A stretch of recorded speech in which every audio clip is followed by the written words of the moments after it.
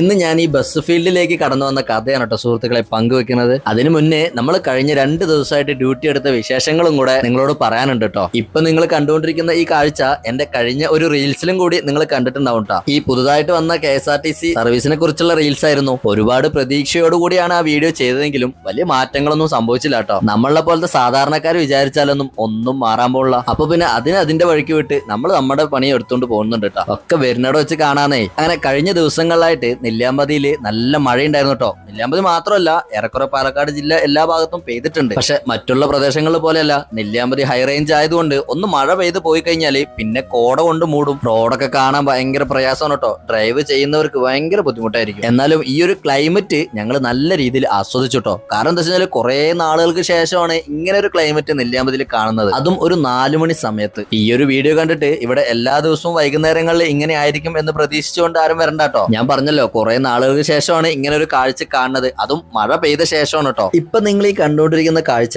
പുലയമ്പാറ എന്ന് പറയുന്ന സ്ഥലത്ത് നിന്ന് നൂറടിയിലേക്ക് പോകുന്ന വഴിയാണ് കേട്ടോ. ഈ വഴി യാത്ര ചെയ്തവർക്ക് അറിയാം, ഇതൊരു ചെറിയ റോഡാണ് കേട്ടോ. ഓപ്പോസിറ്റ് ഒരു ബൈക്ക് വന്നാൽ പോലും നമുക്ക് ബസ് നിർത്തി കൊടുക്കേണ്ട ഒരു അവസ്ഥയാണ്. നെല്ലിയാമ്പതിയിലോട്ട് വരുന്നവർ ശ്രദ്ധിക്കേണ്ട ഒരു കാര്യം എന്താണെന്നറിയോ, വളരെ ക്ഷമയോട് കൂടി ആയിരിക്കണം കേട്ടോ ഡ്രൈവ് ചെയ്യേണ്ടത്. ഞാൻ നേരത്തെ പറഞ്ഞല്ലോ, റോഡുകള് വളരെ ചെറിയ റോഡുകളാണ്. അതുകൊണ്ട് തന്നെ ഓപ്പോസിറ്റ് വലിയ വാഹനങ്ങൾ വന്നു കഴിഞ്ഞാൽ നമുക്ക് സൈഡ് കൊടുക്കാനായിട്ട് പെട്ടെന്ന് സാധിച്ചൊന്നും വരില്ല. എഡ്ജിലൂടെ ഇറങ്ങി ചിലപ്പോൾ അപകടം സംഭവിക്കാൻ സാധ്യതയുണ്ട്. ഇത് പ്രത്യേകിച്ച് പറയാനുണ്ടായ കാരണം, ഈ ട്രിപ്പ് ഞങ്ങൾ തിരിച്ച് നെന്മാറയിലേക്ക് പോകുന്ന സമയത്ത് അവിടെ ബൈക്ക് അപകടം നടന്നിട്ടുണ്ടായിരുന്നു. അത് കണ്ടപ്പോ ഈ ഒരു കാര്യം നിങ്ങളോട് ഷെയർ ചെയ്യണമെന്ന് തോന്നി. അങ്ങനെ നമ്മളൊരു 4:30 ആയപ്പോ നൂറടിയിൽ എത്തിട്ടോ. നൂറടിയിൽ എത്തിയപ്പോ അവിടെ ഈ പറയുന്ന കോടയും മഞ്ഞൊന്നും കണ്ടില്ല കേട്ടോ. മഴ പെയ്തിട്ടുണ്ടായിരുന്നു, പക്ഷെ സാധാരണ ഒരു ക്ലൈമറ്റ് ആയിരുന്നു കേട്ടോ. അങ്ങനെ ഒരു ചായയും കടിയൊക്കെ കഴിച്ചിട്ട് പിന്നെ നേരെ പോയത് നമ്മൾ ലില്ലി എന്ന് പറയുന്ന സ്ഥലത്താണ്. പിന്നെ ഇവിടുന്ന് 5:20 വണ്ടി എടുത്തു കഴിഞ്ഞാൽ നേരെ നെന്മാറയിലേക്കാണ് കേട്ടോ നമ്മൾ പോയത്. അവിടെ നിന്ന് 7 മണിക്ക് എടുത്തിട്ട് നേരെ കരിമ്പാറ. അങ്ങനെ ആ ദിവസത്തെ വിശേഷങ്ങളെല്ലാം കഴിഞ്ഞിട്ട് പിന്നെ നമ്മൾ അടുത്ത ദിവസം എടുത്തത് ഈ ബസ്സാണ് കേട്ടോ, സോപാനം. ഈ ബസ്സിലാണ് നമ്മുടെ കഥ തുടങ്ങുന്നത്. പ്രൈവറ്റ് ബസ് ഫീൽഡിലേക്ക് ഞാൻ ആദ്യമായിട്ട് വളയം പിടിച്ചത്